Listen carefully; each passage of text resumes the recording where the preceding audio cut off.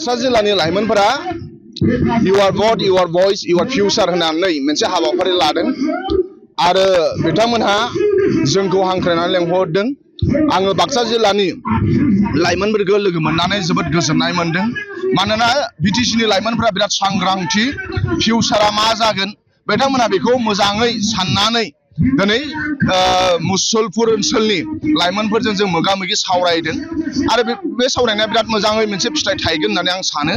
मानोना दिनै लाइमोनफोरा बुजिनो नाजादों, लाइमोनफोरा जोंनिफ्राय मिथिनो नाजादों आरो आथिखालाव मानाव गेदेर हाग्रामा महिलारि सारा मा खामानि मावनो थांगासिनो दङ बेखौ बिथांमोनहा मिथिनानै लानो नागिरदों आरो बिथांमोनहा बिराद इन्टारेस्टिं ना। मानोना हाग्रामा महिलारि सारा जेरैबायदि बिटिसि ओनसोलाव जौगानायनि खामानि मावदों, 125 एमेन्डमेन्ट बिलखौ लानानै बिथांमोनहा बुजिनो लुबैदों।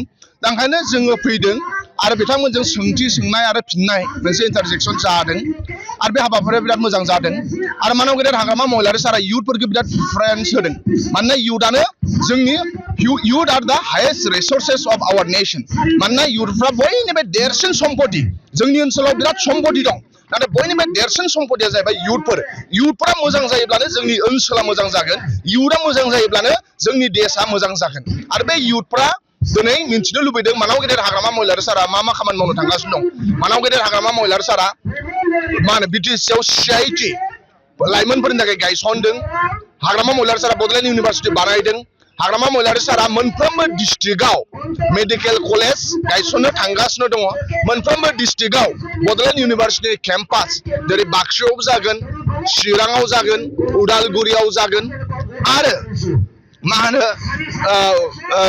तामुलपुरावबो जागोन आरो बरमायाव सेन्ट्रेल इउनिभारसिटि गायसननो थाखाय जोंनि BPFआ इलेक्सन इस्ताहारावबो अलरेडि होखादों।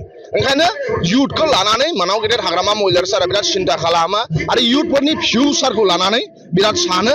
बिनि थाखायनोथ' मानाव गेदेर हाग्रामा महिलारि सारा गभर्नमेन्ट दाखांनायनि दान मोनसेनि उनावनो CSB बर्ड दादों आरो CSB बर्डफोरखौ डिपार्टमेन्टेल अफिसारफोरजों सावरायनानै बिसिबां बिटिसिआव पस्ट खालि दङ थाबैनो पस्टआव मा होनो साख्रि थिसननो थाखाय CSBफोरखौ निर्देश होदों। दा ओंखायनो CSBफोरा मिटिं खालामनानै मिन्थिबाय जे बिटिसि ओनसोलाव गुबुन गुबुन डिपार्टमेन्टआव फ्राय 10,000निबो बांसिन पस्ट खालि जानानै दङ आरो टेट पास जानानै थानाय फोरोंगिरिफोरखौ थाब एपइन्टमेन्ट होनो थांगासिनो दङ। फरेस्ट डिपार्टमेन्टआव 3rd ग्रेड 4th ग्रेडआव साख्रि थिसननो थांगासिनो दङ आरो माखासे थाबावनाय जाय SIU मा होनो जाखानाय बेखौबो एपइन्टमेन्ट थाब होनो थांगोन। जि SIU जायाखै बेखौ स्टेट गभर्नमेन्टजों सावरायनानै SIU खालामनानै थाबैनो एपइन्टमेन्ट होनाय खामानिखौ मा होनो मानाव गेदेर हाग्रामा महिलारि सारा मावनो नागिरदों।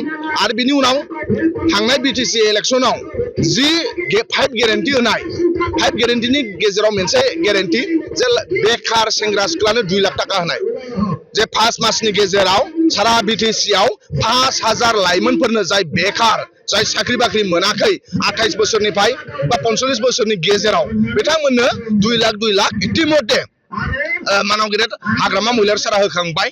आरो जि बे चेक होनाय हाबाफारियाव आसामनि chief minister doctor Himanta Biswa शर्माया गाहाय आलासि दंमोन आरो बे समावनो आसामनि chief minister doctor Himanta Biswa शर्माया बुंदों MLA इलेक्सननि उनावनो आरो बिटिसिआव 300 कौटि हरगोन आरो बे 300 कौटिखौ बिटिसि ओनसोलनि लाइमोनफोर जाय साख्रि बाख्रि मोनाखै बिथांमोननो 2 लाख थाखा राननानै होफिननाय जागोन मानाव गेदेर हाग्रामा महिलारि सारा। ओंखायनो बिटिसिनि लाइमोन जाय साख्रिनि थाखाय जुजिगासिनो दङ बिसोरनि थाखायबो मोजां खबर आरो जायफोरबो साख्रि मावनो गोसो गैया बेकार बिथांमोनहाबो आरोबाव 15,000 सेन्ट्रेला माने स्टेटआ फैसा हरनाय आरो जोंनि 5,000 20,000 लाइमोनफ्रा बेकार 20,000 लाइमोनफ्रा आरो 2 लाख थाखा मोननो थांगासिनो दङ बिटिसि सरकारनिफ्राय मानाव गेदेर हाग्रामा महिलारि सारनिफ्राय।